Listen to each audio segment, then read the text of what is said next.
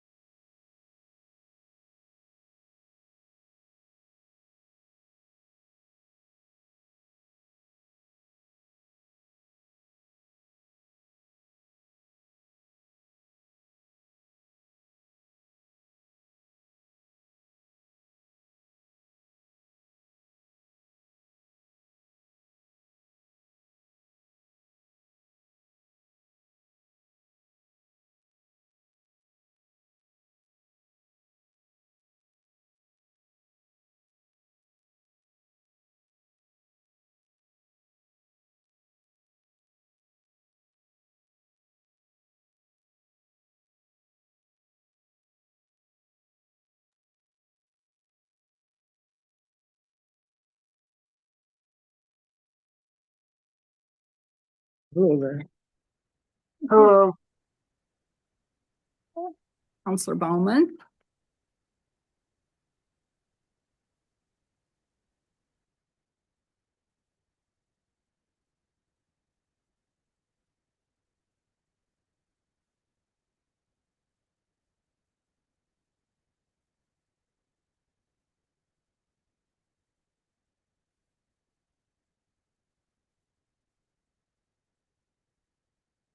You can all hear me, right?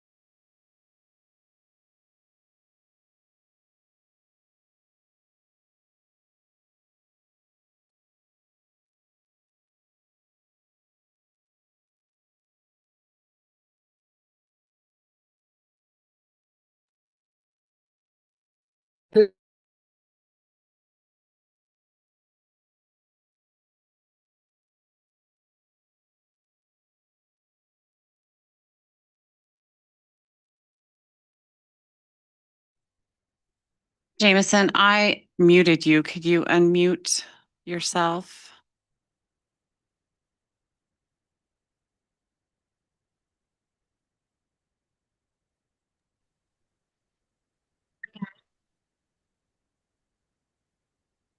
I'm unmuted. Okay. Can you hear me? We can hear you fine, thanks. I can't hear you. Will you test yours, Mayor? Testing, testing. Great, okay, Perfect. thank you. And the live stream is going, so we're good to go.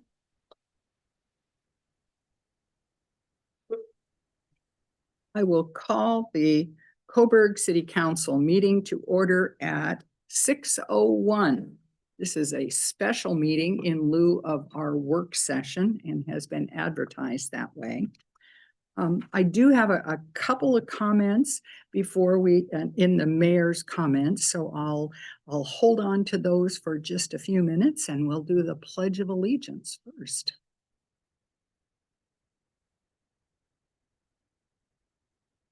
Allegiance To the flag, the United States of America, and to the republic for which it stands, one nation, under God, indivisible, with liberty and justice for all.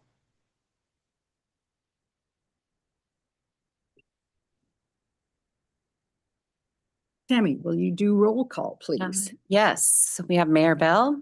Here. Counselor Bowman, Here, Counselor Engelbretson. Here. Counselor Lehman, Here.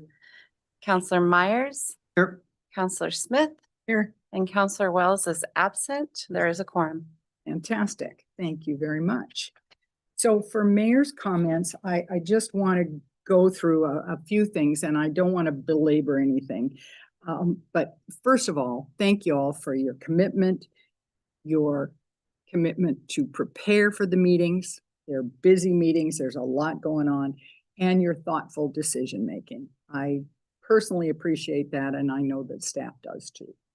So as we go through the meeting tonight, we'll be primarily focused on budget. And I understand that there are challenges, and these challenges are based on several things. Most way outside of our control, if not all. So during COVID, as y'all know, there was money to be had. We applied, we were granted money, ARPA funds. That's a mixed blessing in that because of the way the funds were distributed, we had very little time to figure out what we were going to use those funds for. And we had very little finite time to use those funds. So we couldn't save them. We couldn't say, well, we know a rainy day is coming. So we had to use those funds. We also, during that time, saw rapid escalation of costs, supply chain issues, materials went up, spending. We didn't really spend any more than we normally do, but because of the costs that went up, it looks like we spent more, but we didn't. We are dealing now with decisions that were made by prior council members. Many of you haven't been on council when the decisions were made. I have the luxury of being involved for 10 years, and Kathy, you have been too. And Counselor Smith, I know you have been involved and certainly have heard a lot of things, those secondhand. But we're dealing with those now. And I want us to be very clear as we talk to our community members that there has not been misdirected spending. There hasn't been any malfeasance. We're dealing with things that are really across the United States, certainly across the state of Oregon.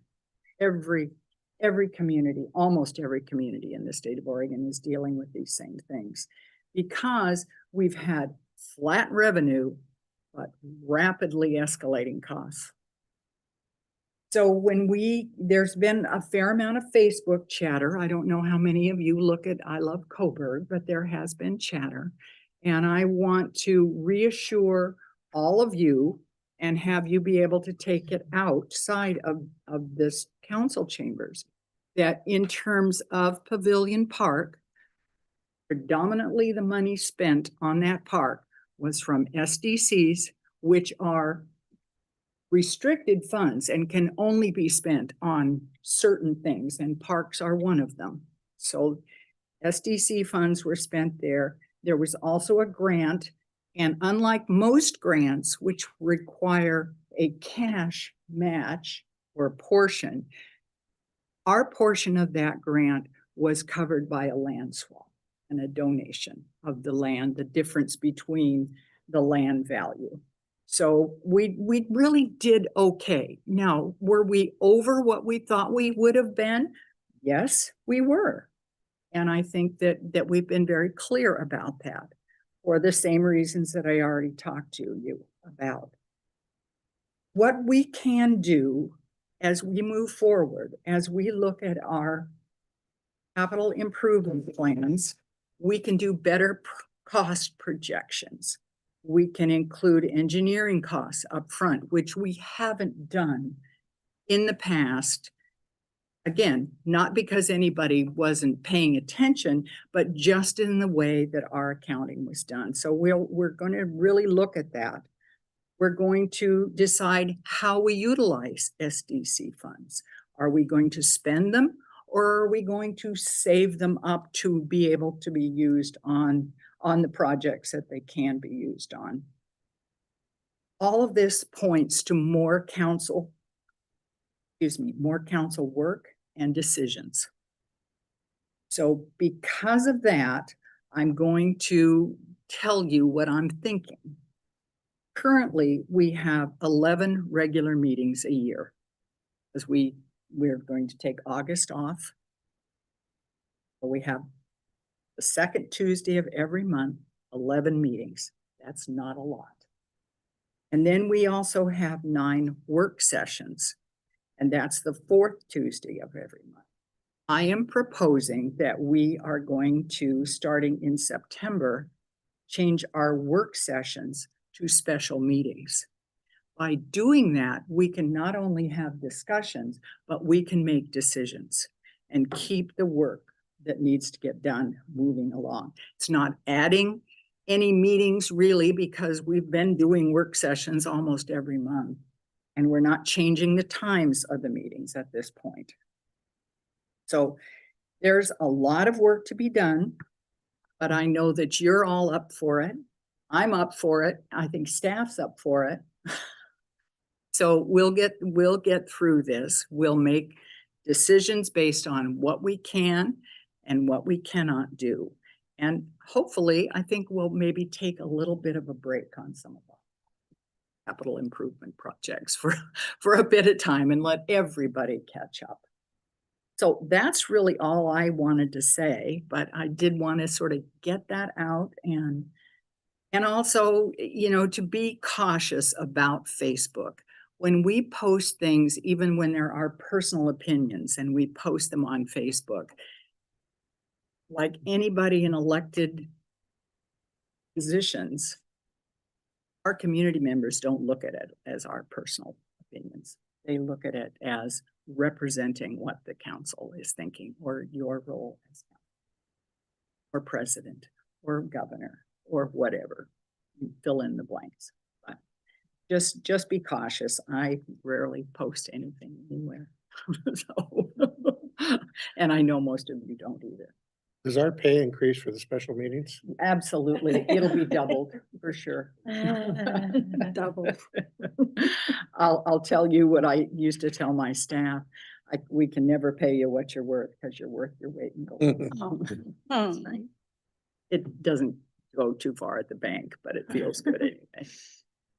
So that's it. And we'll move right along to agenda review. Do we have any changes to the agenda? We do not. And do we have anyone signed up for public comment? Not tonight. Not tonight. Okay. Well, we'll move right in then to ordinances and resolutions and contracts. We have two resolutions before us and no contracts as far as I'm aware. So correct me if I'm wrong, someone. So our first resolution is Resolution 2025-07, a resolution approving the transfer of appropriations in the fiscal year 2024, 2025 budget. And I'll turn that over to Mr. Hanks. All right, thank you, Mayor. Before I give an overview of kind of the details of the budget transfer resolution that's in the packet and the staff report, I did hand out a page there at the front of your desk, and I don't know if we can get that onto the screen for Jameson's benefit, Councilor Bowman, excuse me. I just wanted to kind of give before we dive in to this step in the process, supplemental budgets and budget transfers are sometimes looked at in the general public as a problem, or you've done something, you've messed up. That's often not the case. Budgets are forecasts. They are done, 16 to 18 months before you enter that time period that you're actually appropriating funds for. And this little graph, little chart is just to kind of give a sense of it's constant. The financial work that staff and the council do are constant. And so in this graph right now, we're on the far right, that's summer fiscal year Q1. It's the current year that we're in, that we're finishing. That's why you'll see supplemental budgets and budget transfers happen at the very end of the year. That's when you know exactly where you are relative to your legal appropriations, and you can make your adjustments. So, and then we step, if we follow the loop around, immediately after we finish our final adjustments, if we need any for the current budget we're in, we move straight to the audit. And that's more of a staff thing. Council sees that at the end of the calendar year, usually. That's the goal in December. But we'll have auditors on staff or on site August 14th. So that goes for several months, August, September, October, typically. It stretches these days with it used to be done by October, usually in many, many communities. There's a statewide and beyond shortage of audit firms. But the audit then, while that's going on, Mayor mentioned the CIP. In the fall, winter, we dive into the CIP, we update that. That needs to be updated before we can prepare the next year's budget. Along the same lines, we need to look at utility rates and other revenues that need to be looked at prior to presenting the next year's budget. And then once those two are done, that goes into the assembly of the new fiscal year budget, keeping going around the curve. And then you start that budget year, and then you monitor the budget all year long with monthly financial reports, quarterly conversations, and then you come to the end of that year with some budget adjustments, and then you start it over again, and you just keep going and going and going. And we talk finances and need to be talking finances all year. Different elements of our finances are the focus of our attention throughout the year. But just thought this might be helpful in seeing kind of how that flow goes, and budget transfers and supplementals. There are slight legal differences between the two. We're not needing a supplemental. Supplemental is when you're asking for more appropriations. What we're talking about today in this resolution is a movement of appropriations, no new appropriations, but instead a movement of money from one appropriations bucket to a different appropriations bucket. And that's a requirement by law, Oregon budget law. The next piece of that makes it more likely that we will be doing these every year is, as you may recall, last budget cycle, which is the budget that we're finishing now, in the last year's budget approval process, we changed the appropriation level. So we went a little more granular in how we appropriated, which made it more likely that you're going to miss the mark. The reason that was done, in prior years, all the funds had the materials and services and capital in the same appropriation level. So you would take your capital line item and your operations and or materials and services, your O&M, and you add those two together. And in the budget approval resolution, that was a combined appropriation. So if we were spending and we spent more in materials and services and less in capital, it didn't legally matter. We wouldn't be bringing that back to council to say, hey, we need to move appropriations. We decided, I proposed it, council agreed to actually break those apart. So we really knew that we had appropriation level in our operations and maintenance, and we have a separate appropriation level for capital. That meant that we can't kind of fluidly move funds between those two major categories. That's one.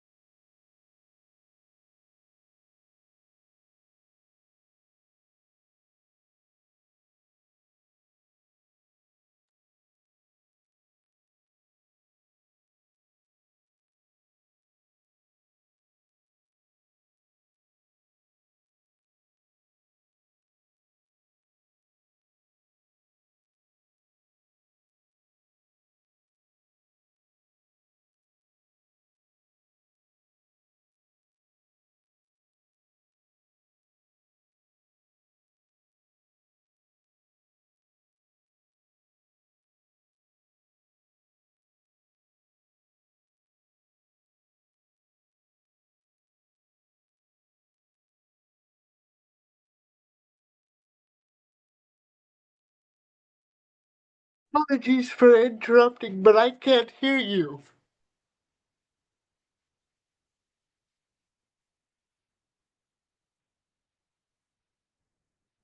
I still can't hear you. I'm sorry. I think Sammy accidentally muted it.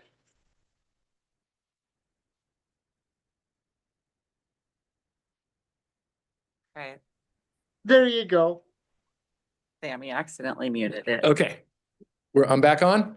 Okay, sorry about Repeat that. everything you just Okay. said. Yeah, we'll rewind and say everything again. No, hopefully. Sorry about that. I'd be glad to chat one-on-one with some of the budget transfer theory if you need it, but you're probably pretty up to speed on it. So sorry about that. The details of the resolution really on the back page are basically the beginnings of the journal entry that gets made in our general ledger system to make the moves of the money. And the staff report kind of talks about the reasons for them, and hopefully they're all known. They're all ones that we've talked about in prior months, as the mayor mentioned. One of them, I think we came up in January or February.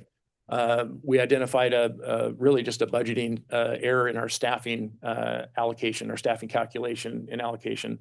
And it wasn't obvious until we hit about the 6-month mark that, hey, they're trending weird. If it was an error done on a person that was all in one fund, we probably would have realized it early. Probably would have realized it before we even got through the budget process. It would have been off enough to create an issue. We have a number of people that are allocated across all 4 funds. So that means their total compensation is split by 0.4 here, 0.3 here, and so that's why on the staffing side, the resolution hits all 4 funds, because that's a portion of that person across all the funds. So that was one error. And we did talk about that in January and February when we're looking at our monthly financial report. The back 2 pages have that budgetary compliance. That's what we look at very closely to make sure that that's tracking at that appropriation level. So we know if we're getting to a spot where we need to move money, that's that percentage each month. The other 2 have different reasons. The second larger, almost equivalent chunk, but it's all in one fund, is Pavilion Park, as the mayor mentioned, and that was discussed at length in September when the question of should we accept the bid award, take the bid award, and continue to move forward on that project. And council said yes, and we did not have we didn't have total clarity about what the actual amount beyond the grant that we would need to spend. We're, I guess I'm not sure if that's good or bad, but we're right on track with the overage. It is over. And as the mayor said, it has a number of components to it. Engineering design, I think, was more than expected. The recognition that the land swap was an in-kind match, not a hard dollar match, needs to come into play. And as the mayor mentioned, some of that is restricted SDCs that we're using, which is a good thing, but it isn't a separate bucket of money. It's still part of the general fund's fund balance. It's not its own bucket. So when we say we're using SDCs, it still is general fund revenues. It just happens to be legally restricted for certain things that this is eligible for, but it's the downside, in case there's any misnomers, that it wasn't a separate bucket that doesn't affect our general fund balance. It does draw that down. Could you clarify where the SDCs come from versus taxes that are incurred? Is Sure. there? Yep. SDCs are systems development charges, and those are they're Oregon revised statute. So there are 5 possible SDCs that any city can implement. We implement 4 of the 5. Storm drain is the 5th that we don't have yet. Those are paid by new development. So basically it's a fee to join the club. So to pay for the increment of growth that development creates on the system. And so then the flip side of that, because that's the theory of how you charge it, you also can only use it for growth related components. So if we're replacing a 12-inch water main in the street, and it's replacing a 12-inch with a 12-inch, SDCs, water SDCs aren't available to use because that's not growth. That's just replacement of infrastructure. If you are going from a 12-inch water main to a 16-inch water main, the difference between the 12 and 16 inches is SDC eligible because it's growth. You're adding capacity. So you can use the SDCs, transportation, water, wastewater, and parks, only for things that have a growth component. And as you recall, when we were talking about Pavilion Park, and I think Councilor Lehman, we had a back and forth about that, how we come up with that and how aggressive can we go. The most conservative. Sorry. Right. The most conservative and easiest way to kind of allocate that for Pavilion Park was there's 20% new land area. And so we went with that as a really defendable, very easy way to say, then 20% of the total project costs would be SDC eligible because the park system grew by 20% with the project. So that's the number. But again, that's just taking it off of being an SDC and making it eligible for the project is really, from the financial reports that we all see, it doesn't change anything. What it changes is when we do an SDC summary, that balance of SDCs in the general fund goes down, but the fund balance is still the same. It's just a subset. So did that help with SDCs? Yes, it did. Okay. Thank you. SDCs are weird. Yeah. And we'll get some, there is some information that we will get to all of you about SDCs, so you to understand more. It's pretty complicated. Yeah, and partly, looking at the circle here, when I don't want to overpromise, but we're committed to get there when we get to the CIP this fall. What we want to do with the projects, especially the ones in the first 2 years of the 5 or 6 that are the closest coming, we're going to break down, instead of just having a project total, there'll be engineering design, there'll be the construction, and then the funding sources, and including what amount is SDC eligible of those projects. Some of those will be zero SDC eligible, but we're going to list that out on the project spreadsheet. So it's really clear, even before we, press go on doing a project, how much of it is SDC eligible? Because it is important and valuable to know, what are we doing this for infrastructure replacement? Or are we doing this to grow capacity of one of our systems? I mean, that's a fundamental question before you ever say yes to do something is, what is this for? You know, what is it accomplishing? So that's something on our end that we want to build out the CIP templates for the projects to, and then also get a little more granular on what year we think they're going to fall in. Almost all capital projects, that's another challenge with budgeting. Almost all of them span more than one fiscal year, especially infrastructure that, you know, the best, you know, season to do all the projects in is April through October, November, and that always splits right through July 1, our fiscal year. So it's a challenge to kind of estimate in, you know, February where those are going to land. You know, bidding can be off by a month or two, contract, you know, fine tuning can happen, weather delays, all regulatory permitting from other agencies can stop, you know, things for 2 or 3 months. You can really shift where, you know, where they're budgeted. So we're going to hopefully get a little bit better on that, but that still is a hard one to do no matter what. So to finish your question, you said there were 5 SC, so wastewater, water, sewer, No, that's the same as wastewater, parks, street. streets, storm drain. Everybody's- That's the one we don't have. So when you do a project, like, let's say we were just now going to be doing the bicycle apparatus there in the park. And when you decide to do something with that, can you say, you know, that's kind of a growth thing for the community? It's something that's new. Would that qualify as growth in using SDCs for that? Likely not. What also has to happen by state law with all the SDCs is you have to have a master plan.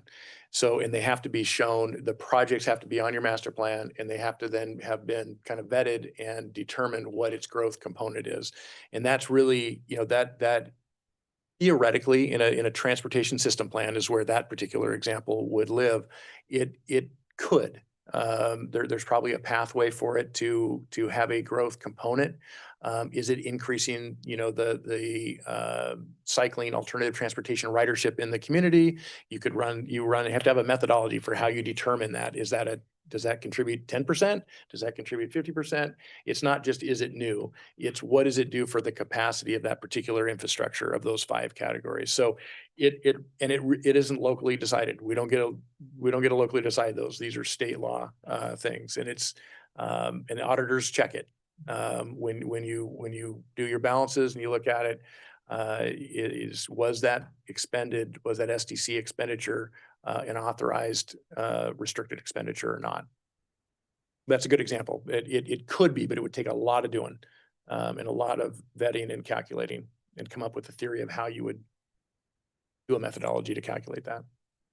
Could be. So the Pavilion Park, that's the primary driver of the general fund transfer appropriation. And then in the water fund, we had it the other way around a little bit. We had more major maintenance that really, you know, in a way is depending on how you define capital and fixed assets. You know, it's probably the things that we're doing in the major maintenance category in water are probably eligible to go on our fixed assets list for the audit, which is different than our budgetary.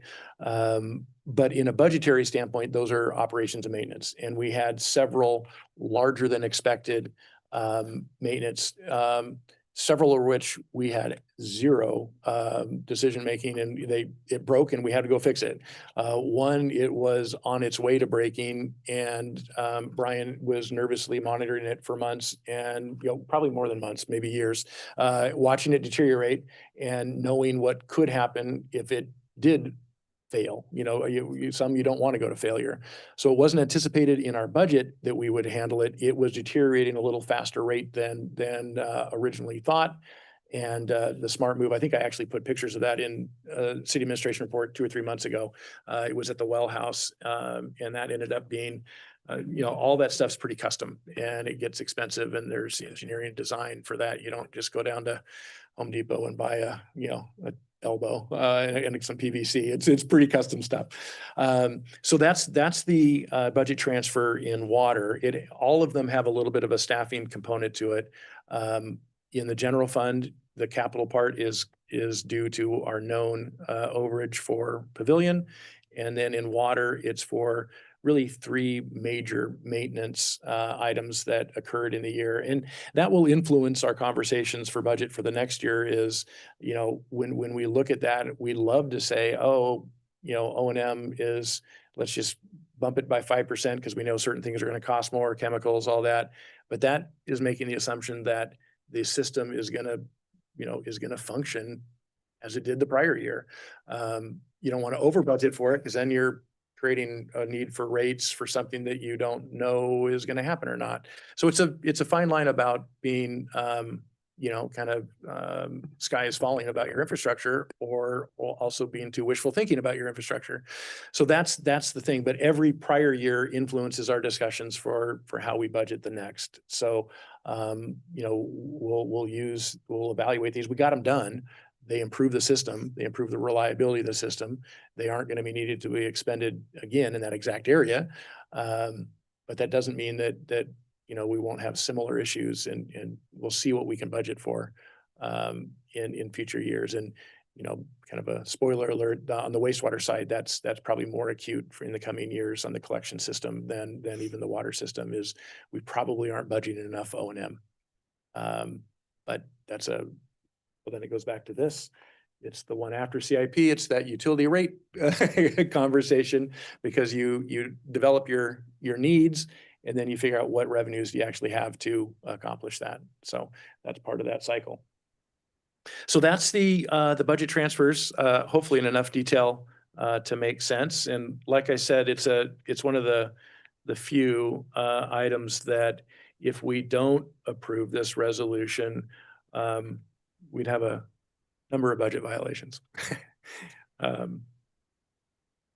But it is, like I said, it's different than a supplemental. We're not asking for increased appropriations. We're still spending the same amount of money that was in the budget, just in some different categories than we anticipated. I have a question and I don't know how to raise my hand. I hope that's all right. Go ahead, Councilor Bowman. Thank you very much. On the water side, I was just curious, was this more emergency type maintenance that we weren't expecting or just regular upkeep because things are getting older? Two out of the three bigger chunks were emergency that blew. One was just a few weeks ago, which was Yeah.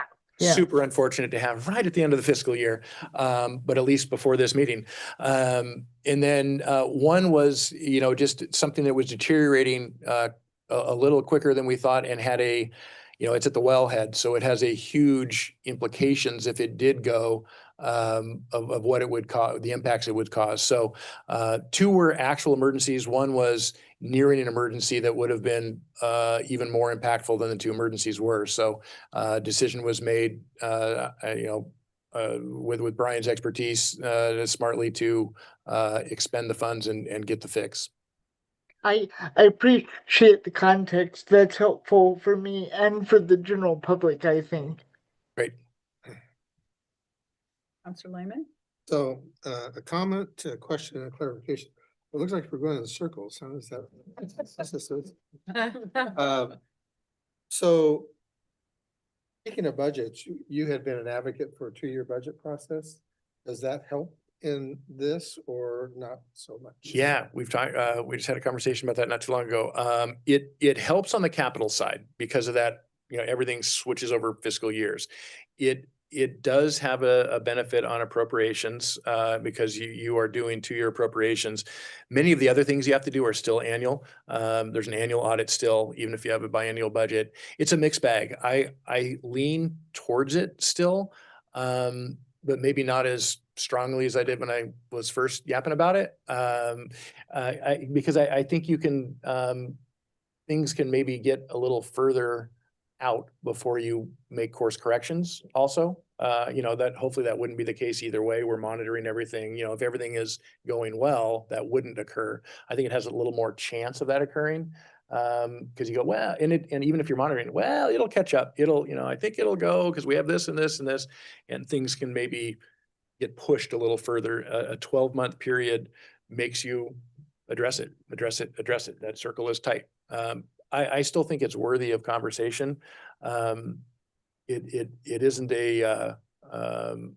it doesn't solve everything clearly, but the biggest one that it solves is this capital and splitting fiscal years. It really helps that. And what month of the year would you come to us with serious questions about putting that on discussions? Oh, when, like a policy level, do you all want to go to a 2-year instead of a 1-year? Well, that's a question for you guys. This is whenever you want me to. Probably a When couple would we years need down the to? road. We would need to do that. I need to get back to you on the best years to do that in terms of PERS and other things. There's a certain years that you slide in from a 1-year to a 2-year, and I'm blanking if it's like this odd. I think you think you do odd years, which would be the next. So let me get back to you on that. I'll put it in a future CA report about how that would work, but it probably, if it's the right year to do it, it would be, October, November. It'd be before retreat. We'd want to map that out, before annual retreat. Okay, and the third, Is it, wait, just hang on just a second. Are there any other questions? okay, and the third item I had was the clarification. So we're doing transfers, not supplemental, and it's transfer within each fund. It's not, okay, and is it Correct. coming from each fund's ending fund balance or contingency, or where within the fund is it coming from? They're coming from different places. They are coming from, so you see on page 2, the appropriation buckets that they're coming from. So, contingency is being used in all 4 funds and, a couple of other, areas.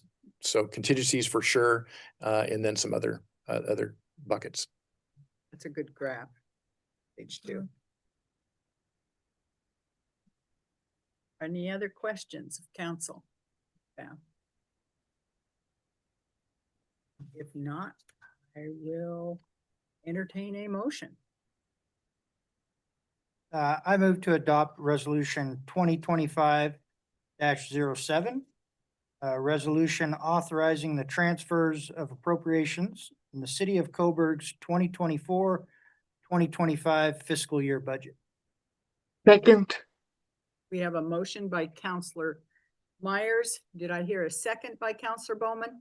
you did. Thank you. All those in favor? Say I, Aye. Any opposed? Hearing none, the motion passes unanimously. Thank you very much. We'll move to the next resolution.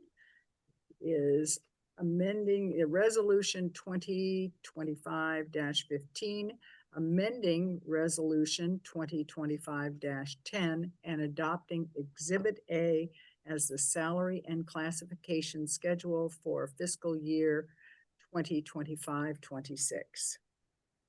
Mr. Hanks. Yes, thank you, Mayor. This one, I just start off with an apology. This one is just flat out in error, grabbed the wrong spreadsheet, wrong. The calculation was made off the wrong tab, and we grabbed the wrong one. So the resolution is mostly identical to what was 2 weeks ago. The attachment exhibit is different. So what it has is all 14 steps. The tab that we had was a trial. We were looking at what reducing the steps from 14 to 12, basically dropping 1 and 2 and having 3 be the new 1. And so we had a spreadsheet where we were evaluating different scenarios about how to kind of right size that, and didn't go with that, wanted more time on that. So we didn't intend to bring that forward, but what happened was what we pulled for this exhibit was that working tab, not the tab that had the 2.77 multiplied by the current schedule. So this schedule shows higher wages than the one 2 weeks ago, and that's because it was 2.77 multiplied by the 2 year ago schedule instead of last year's schedule. So I apologize for that. how'd you find out that you did that? Well, we went to enter each of them into payroll, and somebody, oh, they're gonna get less per hour? Yeah, how did that work? So we quickly realized that, yeah, it was wrong. So we have to enter it in several different databases, the primary being our payroll software in Springbrook. And so That was what we began to do for the, not this current payroll, but for the next payroll cycle. It has some July days on it. And that's how it was caught. And it was a little confusion then. I see what Trying to happened. Save some money with the other one? Yeah, that wouldn't have got very far with everybody else. Paychecks wouldn't have, that would have gotten an immediate red flag back to me. That would be noticed. Yes. Yes. So I apologize for that, grabbing the wrong table in the, but we wanted to grab it and fix it as quickly as possible. Counselor Engebretson? Yeah, thank you. I'm assuming that the schedule, this corrected schedule with the 14 steps on it is the schedule that is underlying the numbers in the most recent budget. That was right after we figured out that it was the wrong one, I really freaked out thinking that it was Right. not the right one from our position control, but yes, the correct one was used for our budget estimating. Yeah, I had that same fear. That would have been Yes. awful. Yes, Yeah. 2:00 AM moment. huh? Yeah. Oh. yeah. That would have been a worse error than the first. Any other questions for staff? Not, I will entertain a motion.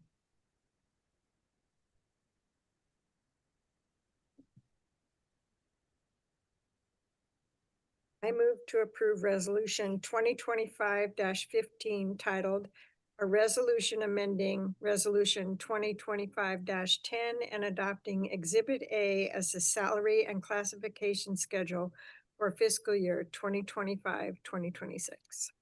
I second. We have a motion by Counselor Smith and a second by Counselor Bauman. All those in favor say aye. Uh, Any opposed? The motion passes unanimously. Thank you very much. And that's all of the agenda. Would add that I do, if that new schedule of special meetings rather than all work sessions, I think that hopefully is very, not too much more workload for you all. I think it's very beneficial from the business operations side of things, where we can actually schedule some of these bid awards and some of these calendarizing challenges that we have when we're only having the opportunity for business meeting decisions, those 11 meetings. So I do appreciate that from the staff side, and I will try to use those as effectively as we can. So. Are there any updates or anything that counselors would like to discuss or bring forward? Maribel, I'd just like to give a brief update if I could on a personal note, because I've had several people ask. Yes, I'm okay. I had a health emergency a couple of weeks ago. 2 weeks ago tomorrow, as a matter of fact. I'm doing fine now, getting the appropriate testing. I just want to place on record my appreciation for the Coburg Fire Department, their rapid response and professionalism in a very scary situation. And I thank you, Mayor, for your thoughts of recovery as well. Well, we're glad to hear you're doing well. Counselor Engebretson. Yeah, if you'll all indulge me for a moment here, I, was thinking about some of the questions and comments from our last meeting. And if you've known me for a while, I need a little time to digest and then come back with, to think it through. And I just wanted to mention a few things about our recent situations where we're feeling, or we're telling the public that our revenue is not high enough to meet our, cover all of our expenses. And, as far as our general fund, as we've mentioned, the revenue is not keeping up with expenses. That's really the main reason for anybody that's listening as to why we're having budget issues. And as the mayor said, this isn't some kind of mismanagement or somebody, doesn't know what they're doing. This is just, life. And so, first of all, I think, again, it's important for people to understand that's what's going on. And so when we look at doing a new budget for the next year, we have to look and say, well, we're either going to need to raise more revenue or we're going to need to reduce expenses or programs that we have today. And so when it came to the parks fee, there was a comment about, are we just the general fund includes expenditures for things like parks, but it also includes expenditures for our staff and any other operations expenses that the city has. And so, there was a good question about why did we as a revenue committee decide to put forward a parks fee? And I guess the way I would look at it is this. Our general fund is pretty lean. We don't have a lot of what I would consider discretionary spending. I don't consider our city administrator to be discretionary. We have to have some people here running the city. I don't consider our public works discretionary. I feel that we need to have a wastewater system so that we have clean water. I feel that we have to have a water system so people have clean drinking water. Most people would feel that we need to have streets. So the parks is the one thing in our general fund right now. One of the main things that would be perhaps considered more of a luxury. But I believe that the people in Coburg would like to have our parks. So let me be clear about what we will be talking about reducing. If we don't want to have mowing or weed removal or watering or bathrooms in our parks, we could probably slash the parks budget. But the reason I voted for having a fee instead is I think that people would prefer to keep those things. And so that's where we are. And so that's what this is about. And I appreciate the time and everyone that might be hearing. I hope that helps to kind of clear up what it is we're trying to accomplish and what the issues are and the constraints that we have. So thank you very much. Well said. Thank you. Thank you. Well, if you're talking about public comments, I will say I got a public comment from a former council member here the other day in which they said, it looks like you're going to be going forward with a public safety levy. I would really be opposed to that because I think you're just adding your budget and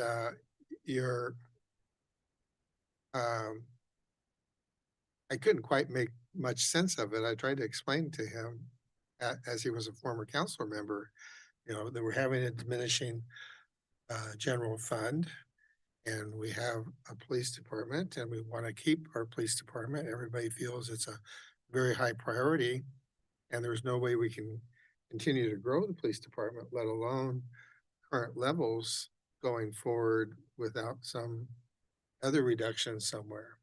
So it's not really a bait and switch or a padding. It's a way to increase the general fund when we don't have other ways of doing the general fund and we want to keep that service there. But I hope that's not a precursor of some other sentiment, but it did come from a very well-informed person, Mike Watson. But thank you for that comment. I did get one other comment from someone that's on our Parks Committee who was saying that,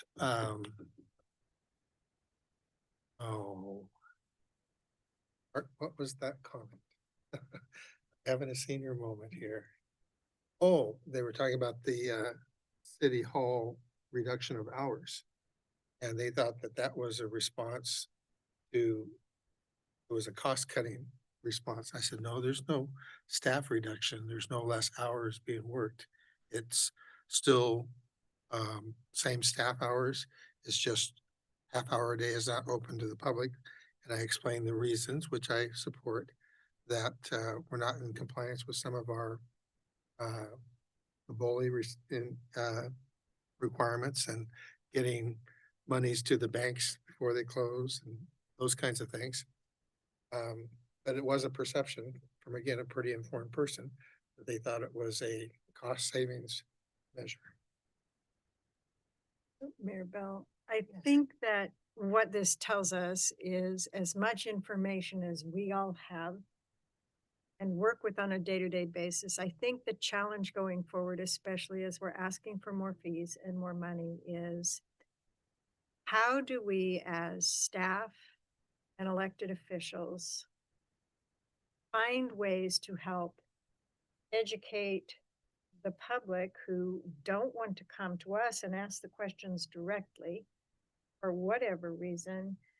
How do we somehow take the information to the community in an informal, non-threatening manner to answer the questions and get the information out there? Because the perception is very easy to fall into. They aren't being honest, or they're padding the budget. And how do we educate the public that our budget is their budget and we don't have anywhere to hide money, and that's not our, we wish we did, but we don't have a way to save money that they're not aware of. So I think that it feels negative and sometimes it feels kind of disappointing, but it truly speaks to just a lack of understanding. And I don't know how and what forums we use to try to answer those questions. Maybe it would be helpful when people ask or make those comments to say, what would be helpful for you? How can we get you the information that would be in a format that you think would work, that people would come to? I mean, maybe we ask them for, this is obviously a problem and we get it, we're hearing it. How can we help you solve it? Good suggestion. Any other thoughts?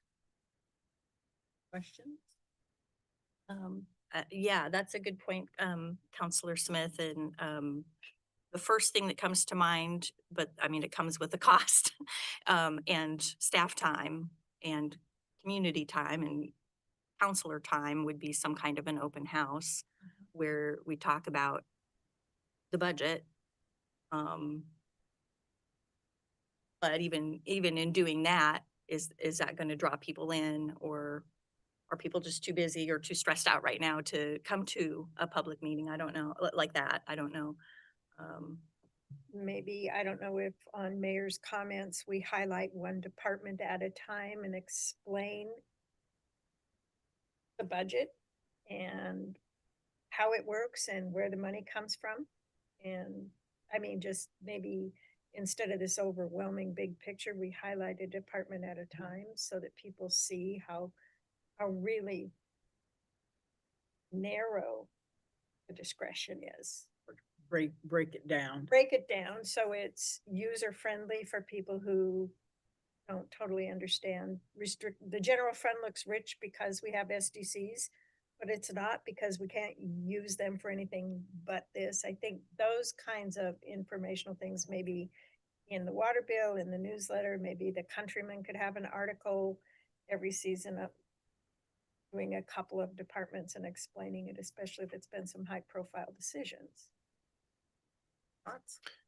Mayor, I'd maybe add that along those lines, we are developing what we're calling the budget in brief. So it's a kind of post-budget adoption document that I think does a lot of what you say. A lot of cities do that. It's a very different document than what we go through, because we get down into the nitty-gritty of all of the, the financial situations of every fund. So the budget in brief is more of a, hey, X amount of, 38 cents of every dollar, of your property taxes goes here, trying to have some more kind of relatable data, because we have lots of great data in the budget.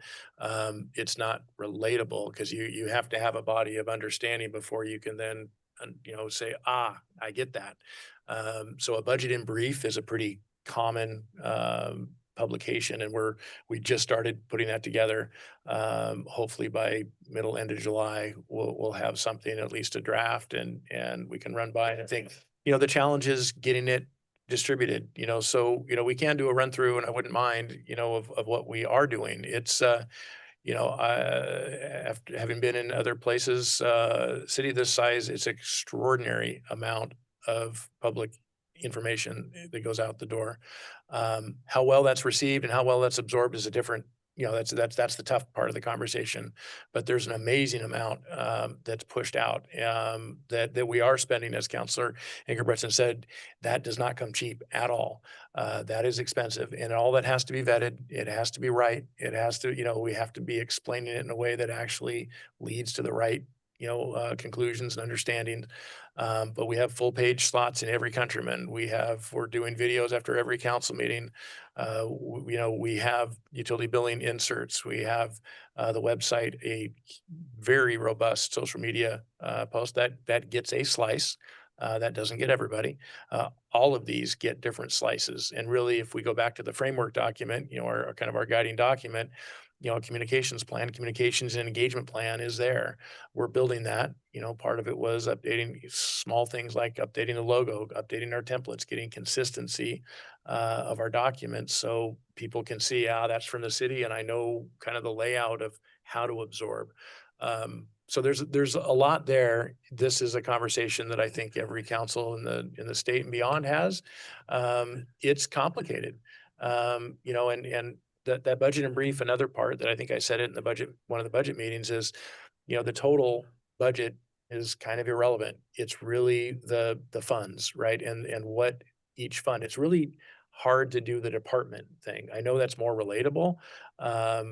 It's hard to kind of pick a framework or a matrix to then, keep diving into, because how you sort and organize it kind of gives you different advantages and confusion. Because when you talk general fund, it gets super confusing. You talk about a department, it's clear, but you don't know if that's in context with this other stuff or in the water fund that's by itself. So it's hard. It's hard, but I think this great conversation and in the budget and brief document, I think hits some of that. And then how we distribute that, is another thing we can bring forward, what our channels are.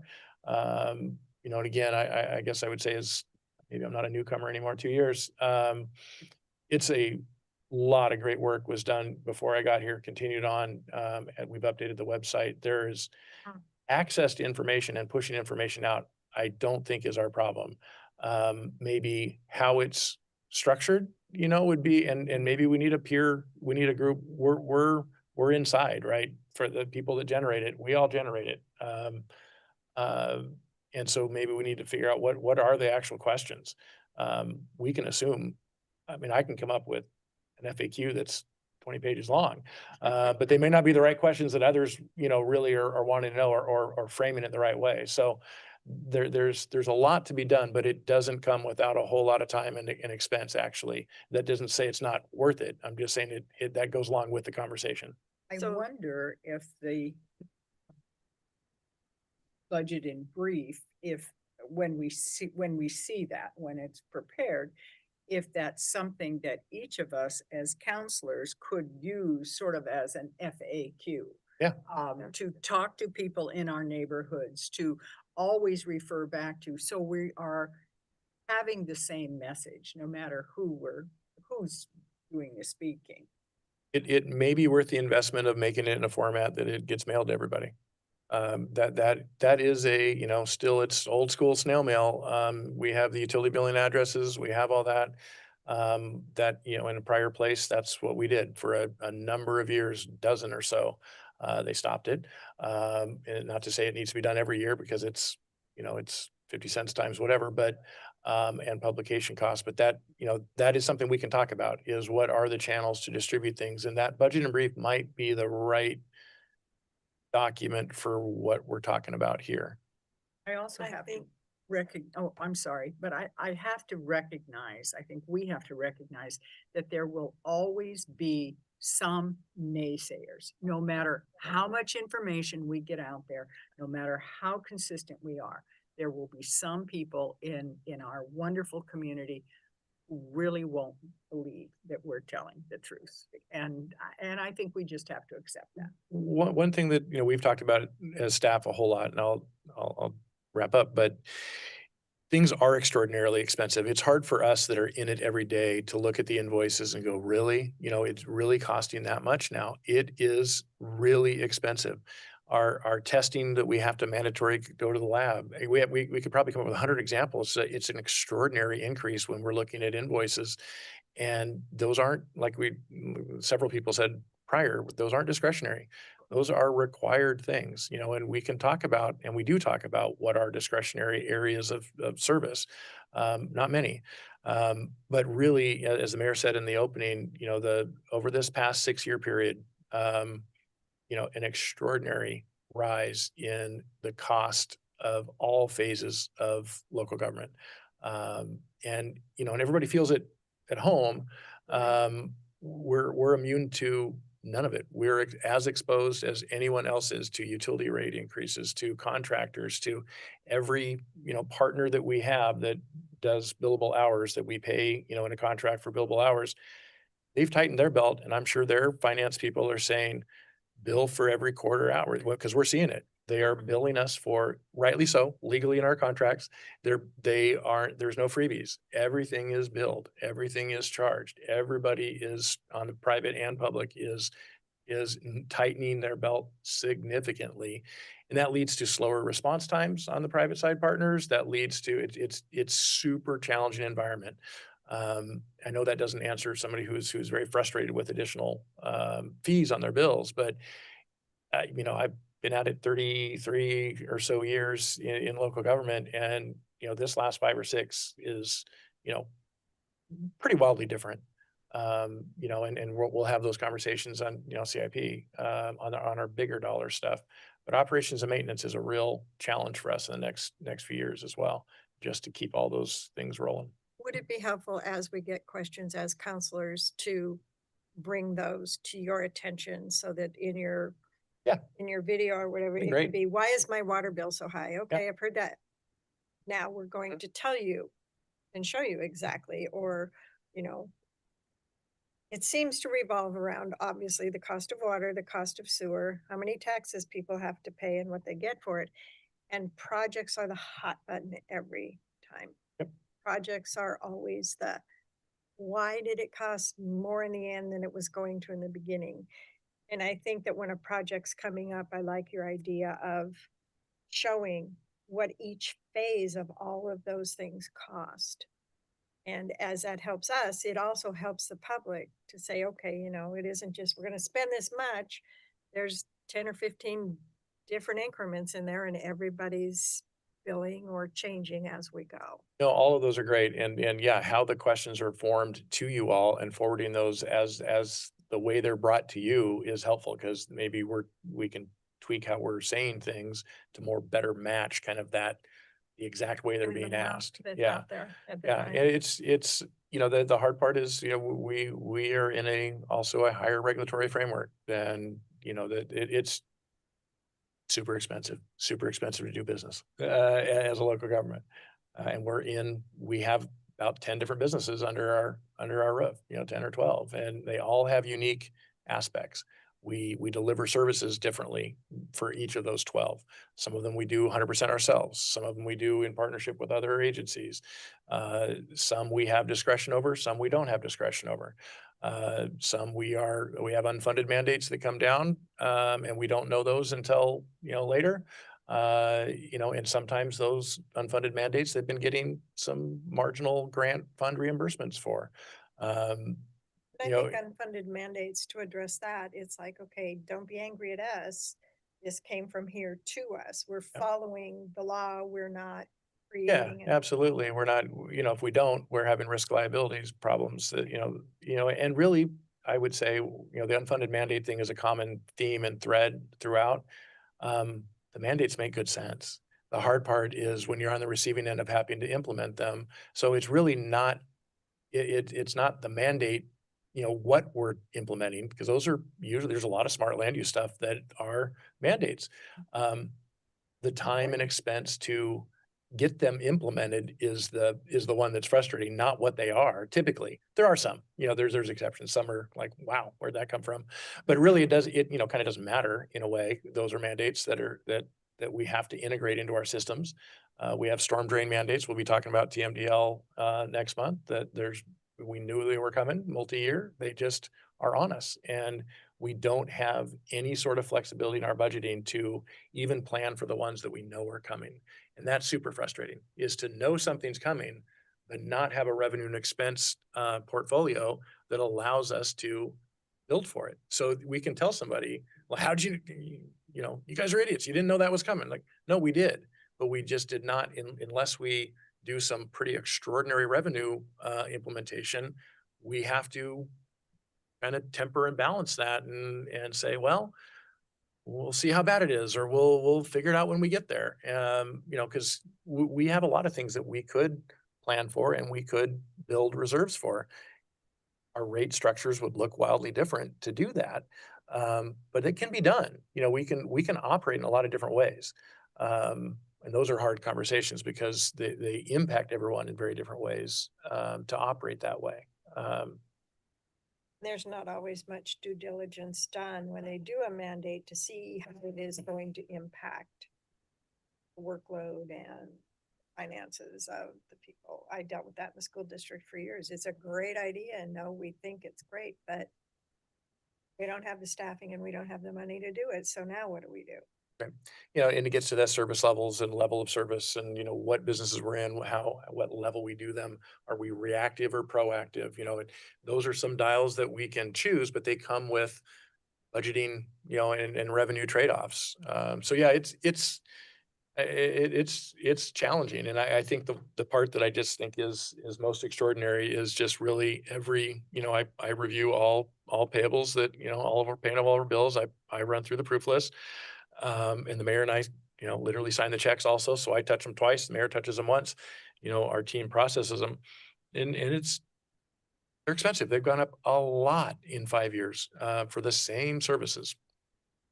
Utility rates, you know, are, you know, double digits, or at least they're trying double digits every year.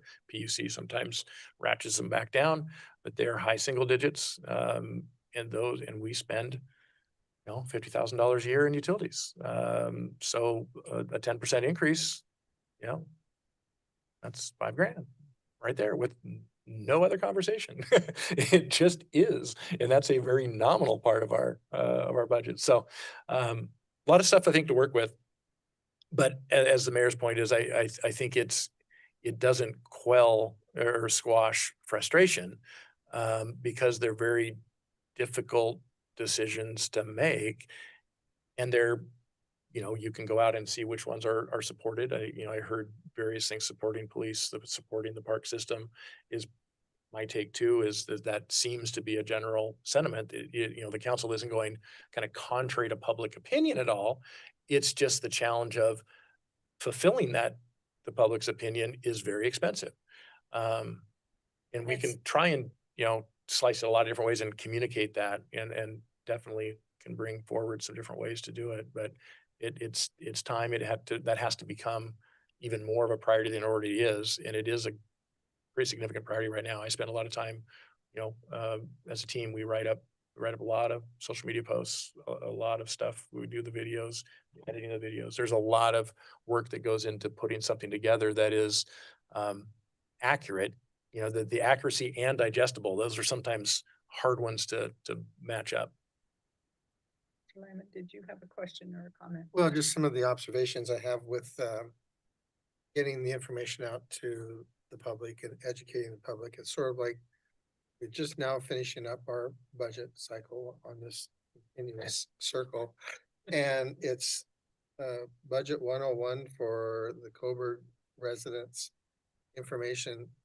It seems that a number of people think that we have a pot of $13 million budget. And they think that we can kind of squish it wherever we want.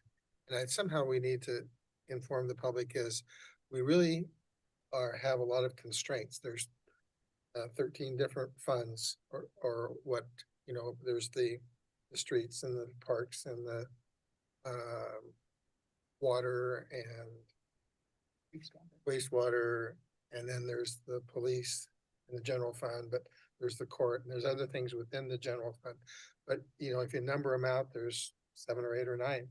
And to say that there's constraints like the SDCs cannot be used for anything other than this. And I think there's just a perception that we, like what the person was saying is that if we did a special levy for public safety, we're just creating a new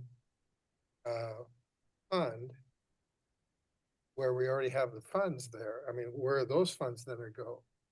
You know, I just think that the fact sheet that would kind of inform the public is that we don't have that much discretion on where some of these funds go. You see us doing streets over here or the parks over here, but those are special funds for that.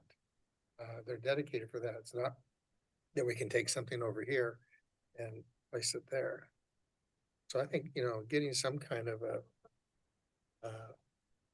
budget 101 Simplified budget 101, yeah. for the average. And that's sort of what the budget and brief, is intended to do, is to kind of, is to really in as common language as possible, not in the internal workings language, kind of describe some of those, that here's what you have to work with and here's what it accomplishes. And then some of these things came just because they were grants also. Right. And they come and go, and the fund, those grant funds are not every year. You see this project being done. Right. You're thinking that the city has the funds every year for those things. And they need to see what percentage Mhm. of our expenditures are these one-time funds. Yeah, and piggybacking off that real quick, just, like something like the Pavilion Park, it's probably good to hammer it into the public's head to remind people over and over again that that was a grant that was available and we took advantage of it. It wasn't as though the council decided to take funds, just general discretionary funds and funnel it to that project. It's a grant became available, so that's why that project happened. If the grant wasn't there, the city council wouldn't have see it decided as- to do that. They saw it as a very expensive, Yeah. what was it, 700,000 or more? Yeah, so understandable So, why people would be like. You "Why had did 700,000 for that. Why didn't you do that 700,000 over here? Police that's or good. for water, Because it Yeah. was a grant. It can't be used for over here. that would be. Maybe just that to start with would be helpful, because I think that's probably on a lot of people's minds right now, that particular project. And just clarification, I Right. think the land match, I mean, this all started 4 years ago. 4 or 5. So it wasn't like this year we decided we were gonna improve a park and we threw a bunch of money at it. This process has been going on for 4 years. 4 years ago, we said, yes, apply for the grant, and then the work that's gone into it since then. But once you start building your house, if you quit halfway, you're kind of like, got "Money out of nothing." place to Yeah. live." Yeah. Yeah, and really no two projects are the same at all, even in the same fund, in the same category, no two projects are really ever the same. Our well 3 project is very different than, than any other of our water infrastructure projects. All of them are different. They have different regulatory requirements. They have different funding sources often. They have different due dates. They have different, they just, well 3 is in the county. So we're dealing with Lane County Planning Department. We're not even in our own, planning regulatory construct.